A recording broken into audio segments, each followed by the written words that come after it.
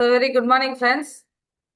இந்த பொன்னான நேரத்துல உங்க எல்லாருமே சந்திக்கிறதுல ரொம்ப மகிழ்ச்சி. அதுவும் இன்னைக்கு வந்து பாத்தீங்கன்னா ஒரு ஸ்பெஷல் டே. நம்ம கம்பெனியோட அனிவர்சரி. நம்ம லீடர்ஸ் எல்லாருமே வந்து ஸ்ரீலங்கா போயிருக்காங்க. இந்த நாள்ல எனக்கு இந்த ஆப்பர்ச்சுனிட்டி கிடைத்ததுக்கு நான் இறைவனுக்கு ஃபர்ஸ்ட் நன்றியை தெரிவிச்சுக்கிறேன். ஸோ எல்லாருமே ஒரு நிமிஷம் வந்து நம்மளுடைய கம்பெனிக்கும் கம்பெனி எம்டிஸ் எல்லாத்துக்குமே வந்து ஒரு நன்றி தெரிவிச்சுக்கலாம். ஏன்னா இன்னைக்கு எல்லாருமே நம்ம நல்லா இருக்கிறதுக்கு நம்ம வெஸ்டேஜ் நிறுவனம் தான் ஒரு காரணம். இன்னைக்கு கம்பெனியோட அனிவர்சரி. எல்லாருமே வந்து ஒரு நன்றி தெரிவிச்சுக்கலாம். ஸோ அதுக்கப்புறம் எனக்கு இந்த வாய்ப்பை கொடுத்த மிஸ்டர் டிவிஎஸ் பவுல் சாருக்கும் அண்ட் நம்மளுடைய கிரேட் லீடர் மிஸ்டர் செந்தில்குமார் சாருக்கும் இந்த இடத்துல நான் நன்றியை தெரிவிச்சுக்கிறேன். ஸோ இன்னைக்கு நம்ம என்ன டாபிக் பார்க்க போறோம் அப்படின்னு பார்த்தீங்கன்னா, எப்போதுமே எனக்கு ஒரு விஷயம் நம்ம கொடுக்கும்போது டிஃப்ரெண்டா கொடுக்கணும். மக்களுக்கு அது தேவையான விஷயமா இருக்கணும். பேசிக்ல இருந்து எல்லாருக்குமே வந்து அது தேவையான விஷயமா இருக்கணும். அப்படிங்கறத டெடிகேஷனா நான் கொடுக்கணுங்கிறதுல தெளிவாவே பண்றேன். இன்னைக்கு அதுல ஸ்பெஷல் டாபிக் என்ன அப்படின்னு பாத்தீங்கன்னா, நெட்வொர்க் மார்க்கெட்டிங் பிசினஸ் நம்ம பண்றோம். இதுல நம்ம செய்யக்கூடாத விஷயங்கள் என்னென்ன அப்படிங்கிறத பண்ண போறோம். ஸோ நோட் பென் இருந்துச்சு அப்படின்னா நீங்க எல்லாருமே வந்து நோட் பென் எடுத்து நோட் பண்ணிக்கோங்க. ட்ரைனிங் அப்படிங்கும்போது எப்போதுமே வந்து எல்லாரும் வந்து ஒரு விஷயத்த ஃபாலோ பண்ணுங்க. எந்த லீடர்கிட்ட நீங்க பேசினாலும் சரி, போன்ல பேசினாலும் சரி, இந்த மாதிரி ஜூம்லயோ லைவ்லயோ பேசினாலும் சரி, கையில ஒரு நோட் பென் வச்சுக்கோங்க. முக்கியமான பாயிண்ட்ஸ் எல்லாமே நீங்க நோட் பண்ணிக்கலாம். பட் இது பாயிண்ட்ஸ்லாம் ரொம்ப முக்கியம் அப்படிங்கிறதுனால இதை வந்து நம்ம ஸ்லைடு ப்ரிப்பரேஷனே பண்ணிட்டோம். எல்லாருக்குமே சார் என்னோட பிடிஎஃப் தெரியுதா? எஸ் மேடம், ஸ்கிரீன் ஷேர் ஆகுது.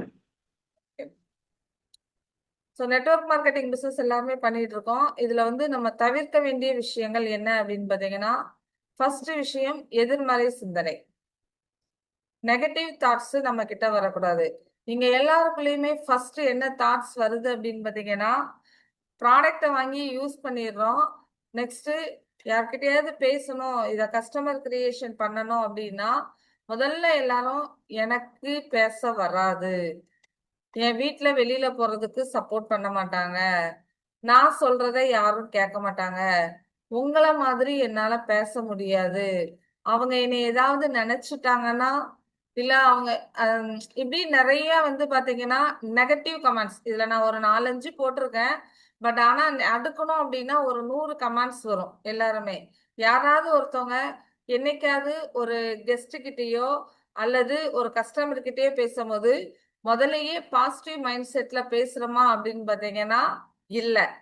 நிறைய விஷயங்கள் வந்து ஆராய்ச்சி பண்ணி நம்ம லீடர்ஸ் வந்து நம்மள வந்து ரொம்ப புஷ் பண்ணி நம்பிக்கை கொடுத்து மோட்டிவேஷன் கொடுத்து ஒரு கீ கொடுக்குற பொம்மை மாதிரி தான் முதல்ல பேசுவோம்.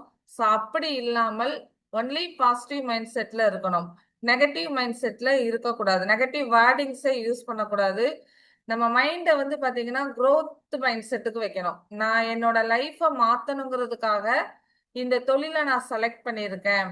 அப்ப இந்த தொழிலை நான் நல்லா பண்றேன், இதை நான் எவ்வளவு பர்ஃபெக்டா பண்ண முடியுமோ பண்ணுவேன் அப்படின்னு சொல்லிட்டு நம்மளோட திங்கிங்கையும் பாசிட்டிவா வச்சிருக்கோம். சக்சஸ்க்கு என்னென்ன ஹேபிட்டை நம்ம ஃபாலோ பண்ணணுமோ இதெல்லாம் நம்ம ஃபாலோ பண்ணணும். ஸோ ஃபர்ஸ்ட் தவிர்க்க வேண்டிய விஷயம் நெகட்டிவ் திங்கிங். ஓகேவா? ஸோ இந்த நெகட்டிவ் திங்கிங்லயே இன்னொன்னு எக்ஸ்ட்ரா நம்ம ஆட் பண்ணிக்கலாம், ஓவர் திங்கிங். ஓவர் திங்கிங் சொல்லலாம். அது என்ன அப்படின்னா நெகட்டிவ்னா நம்ம இப்ப என்னால முடியாது, மத்தவங்க என்ன நினைப்பாங்கன்னு நினைக்கிறது. ஓவர் திங்க் அப்படின்னா இது நடக்கலன்னா, இது இப்படி ஆயிருச்சுன்னா, அந்த நடக்காத ஒரு விஷயத்த நடந்த மாதிரியும், அது நடந்துட்டுனா என்ன பண்ண அப்படின்னு சொல்லி ஒரு விஷயத்த நம்மளே வந்து பின்னாடி வர்றதுக்கு முன்னாடியே பயப்படுவோம் பாத்தீங்களா? இந்த மாதிரி ஓவர் திங்கும் இதுல இருக்கக்கூடாது. ஸோ நெக்ஸ்ட் வந்து பாத்தீங்கன்னா நெட்வொர்க் மார்க்கெட்டிங்ல ரெண்டாவது நம்ம ஃபாலோ பண்ண வேண்டிய விஷயம் வெற்றி அப்படிங்கிறது உடனடியா நம்ம எதிர்பார்க்கறது. ஒருத்தர் இன்னைக்குதான் 1500 ரூபாய்க்கு ஐடி போட்டு ப்ராடக்ட் வாங்கி பர்ச்சேஸ் பண்ணியிருக்காரு. நம்மளோட பிளான்ல ஒரே மாசமும் பிரான்ச் டைரக்டர் முடிக்கலாம், கிரவுண்ட் டைரக்டர் முடிக்கலாம், எல்லாமே முடிக்கலாம். 1 மந்த்லயே வந்து எல்லா அச்சீவ்மெண்ட் பண்ணலாம். அது சாத்தியம் இல்லை அப்படின்னு சொல்ல முடியாது. பட் என்கிட்ட அந்த தகுதி இருக்குதாங்கிறத நான் பார்க்கணும். தகுதி மீன்ஸ் இப்ப நானே எனக்கு நெட்வொர்க் மார்க்கெட்டிங்னா என்னன்னு தெரியாது, ப்ராடக்ட்ஸ் வெஸ்டேஜ் கம்பெனினா எனக்கு முழுசா தெரியாது, ப்ராடக்ட பத்தி பேச தெரியாது, ஒருத்தவங்க கிட்ட எனக்கு பிளான் பிரசன்டேஷன் எப்படி கொடுக்கணும்னு தெரியாது. இது எதுவுமே எனக்கு தெரியாது. ஒரு டீமை எப்படி கைட் பண்ணணும்னு தெரியாது. வந்திருக்கவங்கள எப்படி நான் ஃபாலோ பண்ணணும்னு இது எதுவுமே எனக்கு தெரியாது. பட் ஆனா நான் சக்சஸ உடனே நான் எதிர்பார்க்கிறேன் அப்படின்னா, இங்க இருக்கக்கூடிய பிக்சர்ல பாத்துக்கோங்க.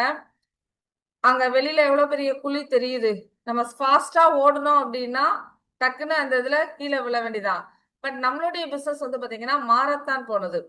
முதல்ல அப்படியே ஸ்லோவா ஓடணும்னா நம்ம ஏர்னிங்ஸ் கத்துக்கிட்டே போனோம். பட் அதை கத்துக்கிட்டே போகும்போது லாஸ்ட் எட்ஜில் நம்ம ஸ்பீட் பிடிக்கும் போது சக்சஸ் பெருசா வரும். இப்போ ஒரு உதாரணத்துக்கு நான் சொல்றதா இருந்தா, இன்னைக்கு நான் ஜாயின் பண்ணிட்டேன், எனக்கு எதுவுமே தெரியாது. நாளைக்கு நான் போய் சொன்ன உடனே என்கிட்ட 10 பேர் ஜாயின் பண்ணிட்டாங்க அப்படின்னா, அந்த 10 பேரை வழி நடத்துறதுக்கு எனக்கு தெரியுமா அப்படின்னு பாத்தீங்கன்னா கொஸ்டின் தெரியாது. 10 பேர் என்ன கொஸ்டின் ஸ்பைரலினானா என்னன்னு கேட்டாலும் நான் யாரை கூப்பிடணும்? என் அப்ளைனை தான் கூப்பிடணும். பிசிஓடிக்கு என்ன கொடுக்கணும் அப்படின்னு கேட்டாலும் நான் யாரை போய் கூப்பிடணும்? என் அப்ளைனை தான் கூப்பிடணும். ஸ்கின்ல வந்து யாருக்கு இந்த க்ரீமை யூஸ் பண்ணணும்னு கேட்டா நான் யாரை கூப்பிடணும்னா என் அப்ளைனுக்கு தான் கூப்பிடணும். எனக்கு இதுல எவ்வளவு பாயிண்ட்ஸ் வரும், இதுல எப்படி பணம் வரும் அப்படின்னு கேட்டா எனக்கு தெரியாது, என் அப்ளைனை தான் கூப்பிடணும். ஸோ அப்ப நான் எதுக்கு எடுத்தாலும் என் அப்ளைனை தான் கூப்பிடணும், என் அப்ளைனை தான் கூப்பிடணும் அப்படின்னு சொல்லி இருக்கும். எனக்கு எதுவுமே தெரியாது. அப்ப இப்படி இருக்க சிச்சுவேஷன்ல என்னை நம்பி ஒரு 10 பேர் இருக்காங்க. அவங்களுக்கு எஜுகேட் பண்ணக்கூடிய திறமை என்கிட்ட இல்லங்கும் போது அந்த 10 பேர் என்னை விட்டு போயிருவாங்க. புரியுதுங்களா? இங்க நிறைய பேர் செஞ்சுக்கிட்டு இருக்க விஷயம், எனக்கு நிறைய ஆட்கள் சேரணும்னு நினைக்கிறோம். நிறைய ஆட்கள் வந்தா என்ன செய்யணுமோ அந்த செய்யக்கூடிய அந்த தகுதியை நம்ம வளர்த்துக்கல அப்படின்னா 100 பேர் வந்தாலும் 200 பேர் வந்தாலும் நம்மளை விட்டு போயிருவாங்க. இன்னைக்கு நிறைய பேருக்கு ஜாயினிங் ரேஷியோ எந்த அளவுக்கு இருக்குதோ அதே அளவுக்கு கழிதல் ரேஷியோ இருக்கிறதுக்கு அந்த அந்த கரெக்டான மெச்சூரிட்டி இல்லாததுதான் அர்த்தம். அப்ப அவங்க எல்லாம் என்னது, இன்னைக்கு நான் ஜாயின் பண்ணவொடனே இந்த மாசத்திலே எனக்கு 10,000 ரூபாய் வந்துடணும். நான் 1,500 ரூபாய்க்கு பொருள் வாங்கியிருக்கேன், ஆனா எனக்கு இந்த மாசமே 10,000 ரூபாய் வாங்கணும். இந்த மாதிரியும் சிலர் இருப்பாங்க. அப்ப நம்ம யோசிச்சு பார்க்கணும், 1,500 ரூபாய்க்கு பொருள் வாங்குறதுனால ஒரு கம்பெனி நமக்கு எப்படி 10,000 ரூபாய் கொடுக்கும்? அதுக்குன்னு சொல்லி நம்ம சில ப்ராசஸ் பண்ணணும் இல்லையா? அப்ப அந்த விஷயங்கள் நம்ம கத்துக்க வேண்டிய விஷயங்கள், நம்ம செய்ய வேண்டிய விஷயங்கள் என்னங்கிறது தெரியாம, நான் சேர்ந்த உடனே எனக்கு சக்சஸ் ஆயிரணும், எனக்கு வெற்றி கிடைச்சிரணும்னு நினைக்கிறது தப்பான விஷயம். அந்த வெற்றிக்கு என்னென்ன நம்மளை தயார்படுத்தணுமோ அது எல்லாமே படுத்தணும். ஸோ அடுத்து வந்து பாத்தீங்கன்னா லேக் ஆஃப் கன்சிஸ்டன்சி. தொடர்ச்சியா எந்த ஒரு வேலையும் செய்யாம இருக்கிறது. சரிங்களா? எல்லாருக்குள்ளயுமே ஒரு விஷயம், இப்ப இன்னைக்கு நல்லதுன்னு தெரியும் ஒரு விஷயம். நம்ம ஒரு ட்ரைனிங் அட்டெண்ட் பண்ணிட்டு வந்துட்டோம். இது இது செஞ்சா நம்ம வளரலாம் அப்படின்னு ஒரு விஷயம் இருக்கும். டெய்லி வேலை செய்யணும் அப்படிங்கிறது இருக்கும். இது எல்லாம் நமக்கு தெரியும். ஆனா எல்லாரும் செய்வோமா அப்படின்னு பாத்தீங்கன்னா, இப்ப காலையில ஒரு வேலை செய்யணும். எல்லாரும் என்ன செய்வோம்னா, மத்தியானத்துக்கு அப்புறம் செய்யலாம். இல்ல ஈவினிங் அப்புறம் போலாம் அந்த கஸ்டமரை பாக்குறதுக்கு. இவ்வளோ நேரம் ஆயிட்டு, நாளைக்கு போய் பார்க்கலாம். இப்படி வந்து வேலைக்கும் சரி, அதாவது நம்ம பண்ணக்கூடிய ஒர்க்குக்கும் சரி, ஒரு கஸ்டமரை போய் பார்க்கணும்னாலும் சரி, இது எல்லாத்துக்குமே உடனடியாக செய்யாமலேயும், தள்ளி போடுறதும், அதே நேரத்துல தொடர்ந்து செய்யாம இருக்கிறது. 4 நாள் நான் வந்து நல்லா ஸ்பீடா வேலை செய்றேன், நல்ல எனர்ஜியா வேலை செய்றேன். ஒரு 5 நாள் நான் வந்து இது சம்பந்தமா எதுவுமே நான் பண்ணல அப்படின்னாலும் சக்சஸ் வராது. இதுக்கு அழகா நம்மளோட கிரேட் லீடர் மிஸ்டர் டிவிஎஸ் பால் சார் வந்து ஒரு கதை சொல்லுவாங்க. பாலை அடுப்புல வைக்கிறோம். பால் வந்து கொஞ்சம் காஞ்சிட்டு இருக்கு. கேஸ் ஆஃப் பண்ணிட்டு வேற ஏதாவது ஒரு வேலையா போறோம். திரும்ப வந்து ஆன் பண்றோம். அப்புறம் வேற ஏதாவது ஒரு வேலையா போறோம். இப்படி ஆஃப் பண்ணி நம்ம போகும்போது கடைசியில பால் என்னவாயிரும்னு சொல்லியிருக்காங்க. பாலா போயிரும், கெட்டு போயிரும், தெரஞ்சிரும். ஓகேங்களா? அந்த பால் நமக்கு வந்து நல்லா பொங்கி நமக்கு காஃபிக்கோ டீக்கோ யூஸ் ஆகணும் அப்படின்னா அந்த பால் காயிற வரைக்கும் பொறுமையா நம்ம அந்த அடுப்பு பக்கத்துல நிக்கணும். பட் அந்த கன்சிஸ்டன்சி இல்லங்கும் போது நம்ம கேப் விட்டு பண்ணும்போது 4 நாள் பண்ணிட்டு ஒரு 4 நாள் பண்ணல, அதுக்கு என்னனாலும் ரீசன் இருக்கலாம். நம்ம ஹெல்த் இஷ்யூவா இருக்கலாம், ஃபேமிலியில உள்ளவங்களுக்கா இருக்கலாம், இல்ல ஏதாவது ஒரு ஃபங்க்ஷன் வீடா இருக்கலாம், எதுனாலும் இருக்கலாம். சரிங்களா?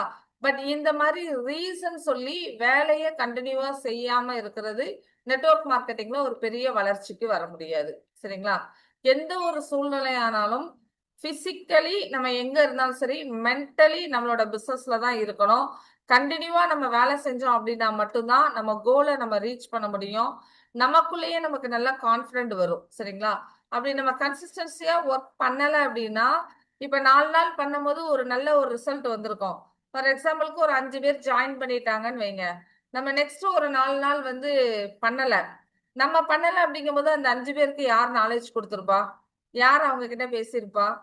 அவங்களும் என்ன செஞ்சிருப்பாங்க? அவங்களும் சேரும்போது ஆக்டிவா நீங்க சொல்றத கேட்டு நான் ஜாயின் பண்றேன். நானும் பெருசா வரணும்னு சொல்லி ஜாயின் பண்ணியிருப்பாங்க. ஆனா நம்ம கேப் விடும்போது அவங்க கிட்ட ப்ராப்பர் கம்யூனிகேஷன் போகாதப்ப அவங்களும் என்ன ஆயிருவாங்க?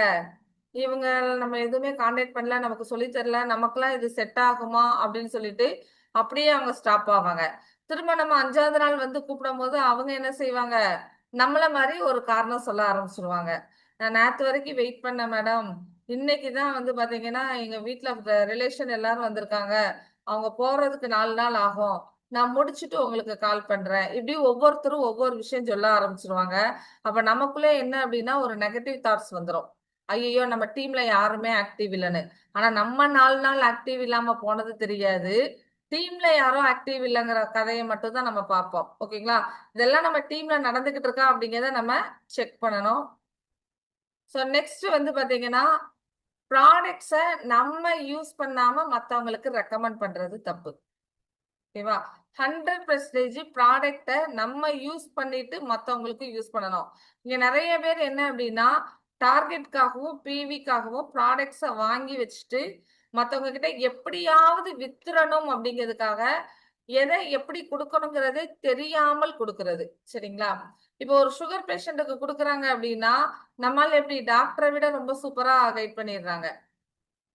நமக்கு குடுத்திருக்கக்கூடிய ப்ராப்பர் எஜுகேஷனே என்ன அப்டின்னா, ஒருத்தவங்க சப்ளிமெண்ட் எடுக்காங்கன்னா, அவங்க வேற ஏதாவது ஒரு ட்ரீட்மெண்ட்டுக்காக எடுக்காங்க அப்டின்னா, அத உடனடியா நிப்பாட்டக்கூடாது. இத எடுத்துக்கிட்டே அதையும் எடுக்கணும். கொஞ்ச நாள் கழிக்கும்போது டோஸ் கம்மியாகும் அப்டின்னு சொல்லியிருப்பாங்க.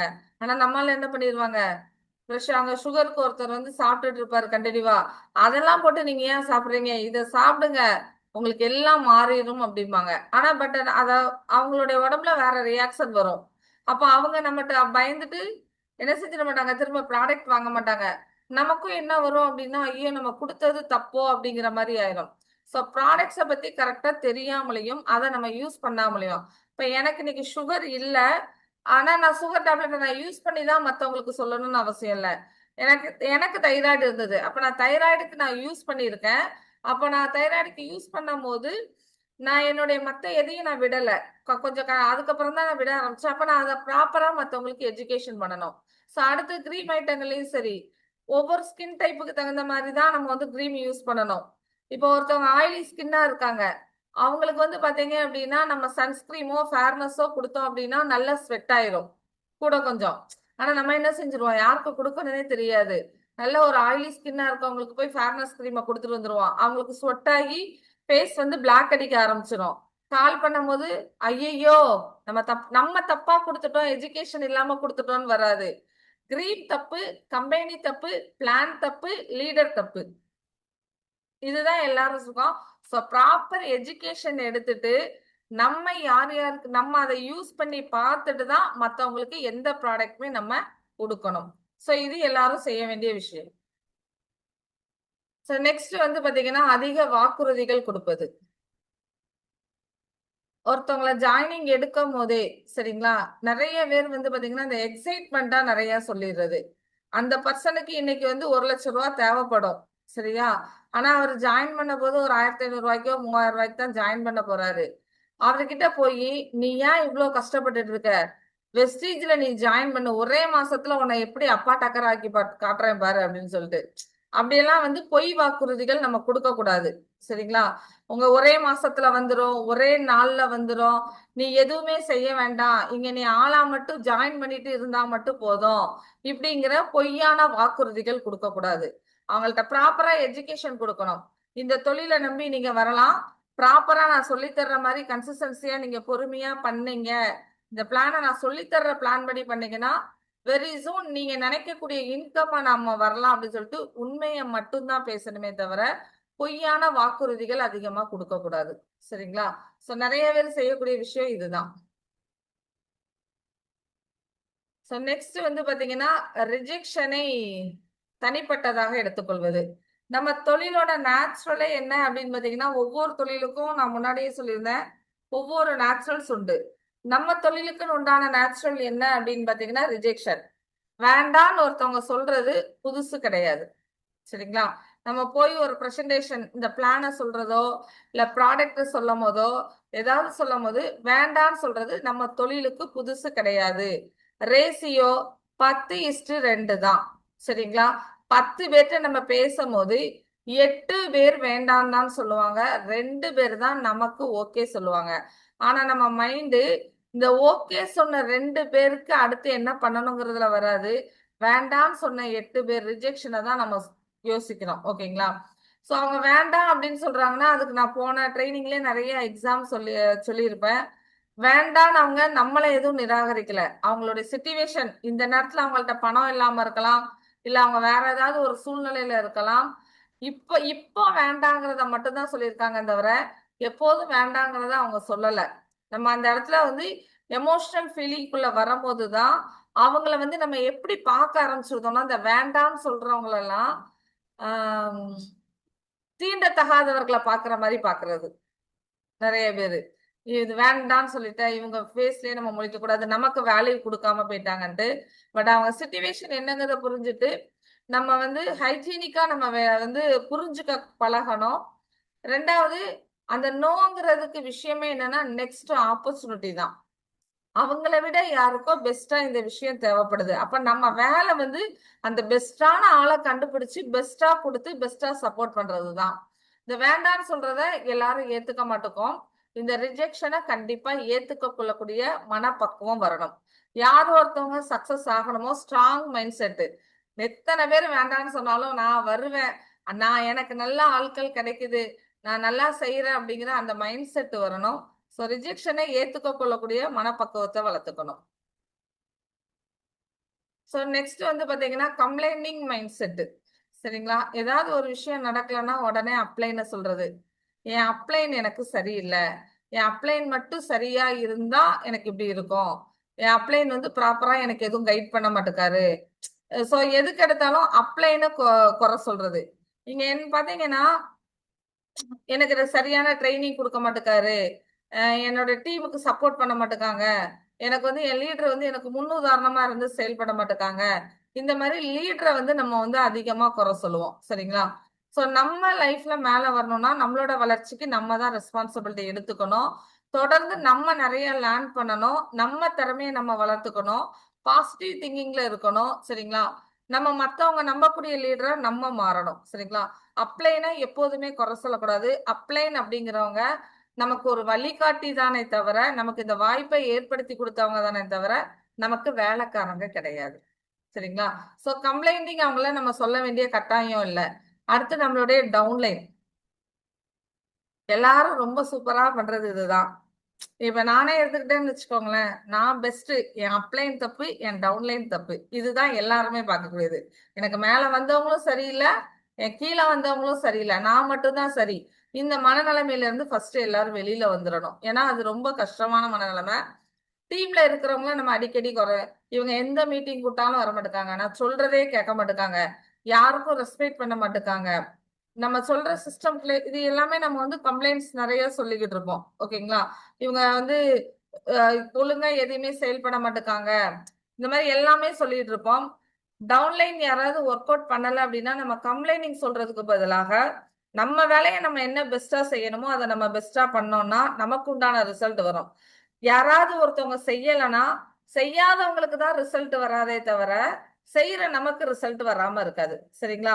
என் டவுன்லைன் ஒரு ஆளு ஒழுங்கா வேலை செய்யல அப்படின்னா அவருக்கு தான் ரிசல்ட் வராது. பட் நான் ஒழுங்கா வேலை செஞ்சேன்னா எனக்கு ரிசல்ட் வரும். என் அப்ளைன் ஒழுங்கா வேலை செய்யலன்னா என் அப்ளைனுக்கு தான் ரிசல்ட் வராது. ஆனா நான் ஒழுங்கா வேலை செஞ்சேன்னா எனக்கு ரிசல்ட் வரும். புரியுதுங்களா? சோ என்னோட அப்ளைன்கிறவங்க நமக்கு ஒரு வழிகாட்டி, நமக்கு சப்போர்ட் பண்றாங்களா ஏத்துக்கலாம். நம்ம டவுன்லைன் நம்மளை நம்பி வந்திருக்கிறவங்க, அவங்களுக்கு எந்த அளவுக்கு பொறுமையா நம்ம எஜுகேஷன் கொடுக்க முடியுமோ கொடுக்கலாம். பட் அவங்க அது சரி இல்லை அப்படின்னா சரி இல்லைங்கிறது அவங்களுடைய ஆட்டிடியூடு. பட் அதுல நம்ம ப்ரெஷர் ஆகுறதுக்கோ கம்ப்ளைண்ட் சொல்றதுக்கோ எதுவும் இல்லை. ஏன்னா யாரையும் திருத்துறதுக்கோ மாத்துறதுக்கோ நம்ம இங்க வரல. எல்லாரும் அவங்கவுங்க வாழ்க்கையை மாத்துறதுக்கு மட்டும்தான் வந்திருக்கோம். சோ அவங்கள வந்து ப்ராப்பர் எஜுகேஷன் கொடுக்கணும். மீட்டிங் ட்ரைனிங்ஸ்ல கலந்துக்கிறதுனால என்ன பெனிஃபிட் இருக்கு, ஏன் மத்தவங்களுக்கு நம்ம வந்து மரியாதை கொடுக்கணும், இது எல்லாமே நம்ம சொல்லணும். புரியல அப்படின்னா அது யாரோட பிரச்சனை? அவங்களோட பிரச்சனை. அத நம்ம வந்து டென்ஷனா எடுத்துட்டு அவங்கள குறை சொல்லிக்கிட்டே இருக்கக்கூடாது. அது ஏன் அப்படின்னு சொன்னீங்கன்னா, நம்ம ஒரு செடியில வந்து தண்ணி ஊத்துறோம். நீ நல்லா வளர்ந்துருவ, நல்லா வளர்ந்துருவேன்னு சொல்லி நம்ம தண்ணி ஊத்துறோம்னா, அந்த செடி நல்லா வளர்ந்துரும். ஆனா அத நம்ம திட்டிக்கிட்டே ஊத்துறோம்னா, அது கருகிரும். சரிங்களா? அதே மாரி தான் நம்ம ஒரு விஷயத்த பாசிட்டிவா சொல்லிக்கிட்டு இருந்தோம்னா நல்லா வளரும். நம்ம ஒரு ஆள கம்ப்ளைண்ட் சொல்லும்போது, ஆட்டோமேட்டிக்கா நம்மளோட மைண்ட் சிஸ்டம் எப்படி ஆயிரும்னு பார்த்தீங்கன்னா, எல்லார்கிட்டயுமே குறை கண்டுபிடிக்க ஆரம்பிச்சிடும். நல்லா இருக்கிறவங்க கிட்ட கூட குறைகள் கண்டுபிடிக்க ஆரம்பிச்சிடும். இது நம்ம மைண்டோட ஒரு தியரி தான். சரிங்களா? அப்போ என் மைண்ட நான் பெர்ஃபெக்ட்டா வச்சுக்கணும் அப்படின்னா, நான் யாரையுமே குறை சொல்லக்கூடாது. நான் யாரையாவது குறை சொல்லி பழகிட்டேன்னா, அது குறை வந்து அவங்களோட குறை இல்ல, என்னோட குறையா மாறுது. ஓகேங்களா? சோ இந்த மெச்சூர்டு மைண்ட் செட்ட எல்லாரும் வளர்த்துக்கணும். சரியா? அடுத்து ஈகோ. இருக்கிறதுலே முக்கியமான விஷயம் இதுதான். இதுக்கு வந்து ஃபரூக் சார் வந்து ரொம்ப சூப்பராவே வந்து நமக்கு எக்ஸ்பிளைன் பண்ணியிருப்பாங்க. லாஸ்ட் ட்ரெய்னிங் எல்லாரும் டைரக்டர் அண்ட் அபோவ் அட்டெண்ட் பண்ணியிருப்பீங்க. ரொம்ப சூப்பரா எக்ஸ்பிளைன் பண்ணியிருப்பாங்க. இந்த ஈகோ அப்படிங்கிறது டீம் வளரும்போது எல்லாருக்குள்ளயுமே ஒவ்வொரு நேரத்துல, ஒவ்வொரு சந்தர்ப்பத்துல, ஒவ்வொரு இடத்துக்கு தகுந்த மாதிரி, ஒவ்வொரு சூழ்நிலைக்கு தகுந்த மாரி கண்டிப்பா எல்லாருக்குள்ளயும் வருமானா, கண்டிப்பா வரும். ஆனா அது வருது, அது ஈகோ தான் அப்படிங்கிறது நமக்கே தெரியாது. சரிங்களா? நம்ம பிசினஸ் வந்து ரிலேஷன்ஷிப் பிசினஸ். இதுல ஈகோ அப்படிங்கிறதுக்கு நம்ம வந்து என்ன செய்யக்கூடாது அப்படின்னு பார்த்தீங்கன்னா, இடம் கொடுக்கக்கூடாது. சரிங்களா? இப்ப நமக்கு ஒரு லீடர் வந்து நமக்கு ஏதாவது சொல்றாங்க அப்படின்னா, முதல்ல நம்ம என்ன செஞ்சுருவோம், எனக்கு இதெல்லாம் தெரியும். அப்படின்னு ஒரு விஷயம் வந்துட்டாலே, அங்கிருந்து வரக்கூடிய விஷயம் நமக்கு கட் ஆயிரும். எனக்கு எல்லாம் தெரியும் அப்படின்னு என்னைக்கு ஒரு ஆளு நம்ம நினைக்க ஆரம்பிச்சிட்டோமோ, மேல இருந்து வரக்கூடிய சப்போர்ட் எல்லாமே நமக்கு கட் ஆயிரும். சரிங்களா? யாரோட ஆலோசனையும் தேவையில்ல எனக்கு. நானே எல்லாம் பார்த்துக்கிடுவேன் அப்படின்னு சொல்றது ஈகோ தான். இந்த சில வேர்டிங்ஸ் மட்டும் இதுல போட்டிருக்கோம். எனக்கு யாரோட சப்போர்ட்டும் தேவையில்ல. என் வேலைய நான் பார்த்துக்குவேன். உங்க வேலைய நீங்க பாருங்க. யார் பேச்சையும் கேட்கணும்லாம் எனக்கு ஒண்ணும் அவசியம் இல்ல. எனக்குன்னு ஒரு செல்ஃப் ரெஸ்பெக்ட் இருக்கு. சரிங்களா? இப்படி வந்து ஏதோ சண்டைக்காரங்க கிட்ட நிக்கிற மாரியே நிப்போம். அது நெட்வொர்க் மார்க்கெட்டிங்ல பண்ணவே கூடாத ஒரு விஷயம். ஓகேங்களா? அந்த ஈகோ இருந்துச்சு அப்படின்னா, நம்மளோட டீம் வந்து நமக்கு வளராது. டீம்ல இருக்கிறவங்க எல்லாருமே வந்து ஒரு கட்டத்துல காணாம போயிருவாங்க. ஈகோ இருக்கக்கூடிய யார் கூடயும் யாருமே பெருசா டிராவல் பண்ண மாட்டாங்க. அது அப்லைனா இருந்தாலும் சரி, டவுன்லைனா இருந்தாலும் சரி, ஈகோ பெருசா இருந்ததுன்னா அவங்களுக்கு டீம் அதாவது வந்திருந்தால் கூட சீக்கிரம் காணாம போயிரும். ஓகேங்களா? அவங்க லேர்னிங் பர்ப்பஸ்ல இருந்து மிஸ் ஆவாங்க. கத்துக்க வேண்டிய இடத்துல இருந்து ஈகோ வர்றவங்க, கத்துக்க வேண்டிய இடத்துல இருந்து மிஸ் ஆயிருவாங்க. சரிங்களா? ரிலேஷன்ஷிப் பாண்டேஜ் வந்து அவங்க கிட்ட கட் ஆயிரும். சரிங்களா? சோ ஈகோவ உடைக்கிறதுக்கு எனக்கு தெரிஞ்ச நான் ஒரு சீக்ரெட்ட சொல்றேன். சேம் நானும் இதுல வந்து எனக்கே தெரியாம எனக்கே சில நேரத்துல வந்திருக்கு. Before lockdown. சரிங்களா? எல்லாருக்குள்ளயுமே நான் வரும்னு சொல்லிட்டேன். எனக்கா இருந்தாலும் வரும் அது. சரிங்களா? நமக்கு மேல இருக்கக்கூடிய லீடர்ஸ் எல்லாருக்குமே வந்திருக்கும். அது நமக்கு தெரியாம வர்றது. பிஃபோர் லாக்டவுனு என்னோட டீம்லயோ எதுனாலும் சரி, நான் நல்லா ஹார்ட் ஒர்க் பண்ணியிருப்பேன். நெறைய பேர் அதுக்கு வந்து ரெஸ்பெக்ட் பண்ணியிருக்க மாட்டாங்க. டீம் ஒரு நேரத்துல இல்லாம போது. அப்ப அதுல நெறைய ப்ராப்ளம்ஸ்லாம் வருது. அப்ப நான் வந்து இனிமேல் இவங்க யார் மூஞ்சிலயும் நான் முழிக்கவே கூடாது. நான் வந்து என்னைய நம்பி தான் நான் உள்ள வந்தேன். இவங்க யாரும் செஞ்சா என்ன, செய்யலன்னா என்ன, இவங்க யார் மூஞ்சிலயும் நான் முழிக்கவே கூடாது. இப்படி எனக்குள்ள வந்து ஏன்னா நான் தப்பு பண்ணல அப்படிங்கிற ஒரு இது இருந்தது. பட் சித்தா சாரோட 3 டேஸ் ட்ரெய்னிங் நான் அட்டெண்ட் பண்ணேன். அந்த அட்டெண்ட் பண்ண அந்த 3 நாள் பிராக்டிஸ்ல அவங்க குடுத்த ட்ரெய்னிங்ல மெயின் விஷயமே என்னன்னு பார்த்தீங்கன்னா, நமக்கு யாராவது கெடுதல் பண்ணியிருக்காங்கன்னா, அவங்களுக்கு தான் முதல்ல நம்ம நன்றி சொல்லணும் அப்படின்னு. ஓகேவா? அவங்க அந்த குடுத்த ட்ரெய்னிங்ல ஒரு ஆள் மூஞ்சில நம்ம ஜென்மத்துக்கு முழிக்க கூடாதுன்னு இருந்தா கூட, கட்டி அணைச்சு முத்தம் குடுத்து மன்னிப்பு கேட்டுருவோம். அந்த மாரி இருந்தது அந்த ட்ரெய்னிங்கு. சோ அத நான் ஃபாலோ பண்ணிட்டு அத நான் ஏத்துக்கிட்டு, அந்த இடத்திலேயே என்னோட ஃப்ரண்ட் லைனு, என் அப் லைனு யாரு நான் வந்து கோவமா என்னோட ரிலேஷன்ஸு யார் மேலலாம் நான் வந்து அந்த கோவத்துல இருந்தேனோ, அது எல்லாத்தையுமே அந்த இடத்திலேயே நான் முடிச்சுட்டு வந்துட்டேன். சோ அதுக்கப்புறம் சித்தா சார் சொல்லிக் குடுத்த விஷயங்கள நான் ஃபாலோ பண்ண ஆரம்பிச்சது தான், சக்சஸ் இன்னைக்கு வந்து நல்லா வந்துட்டு இருக்குது. பட் இன்னைக்கு நான் வந்து அத எல்லாத்துக்குமே அத எஜுகேஷன் குடுக்க ஆரம்பிச்சுட்டேன். நன்றி உணர்வு, கிராட்டிட்யூட். ஏன்னா நன்றி உணர்வு இருக்கிற இடத்துல ஈகோ வராது. அது அப்லைன் கிட்டயும் சரி, டவுன்லைன் கிட்டயும் சரி. இப்ப இப்ப சாருக்கும் எனக்கு ஏதாவது மிஸ் அண்டர்ஸ்டாண்டிங் ஆகுது அப்படின்னா ஒரு நிமிஷம் நான் வந்த இடத்த நான் யோசிச்சு பார்த்தேன் அப்படின்னா அது எல்லாமே போயிடும். சரிங்களா? அந்த நன்றி உணர்வு ஈகோவை மறைச்சிடும்.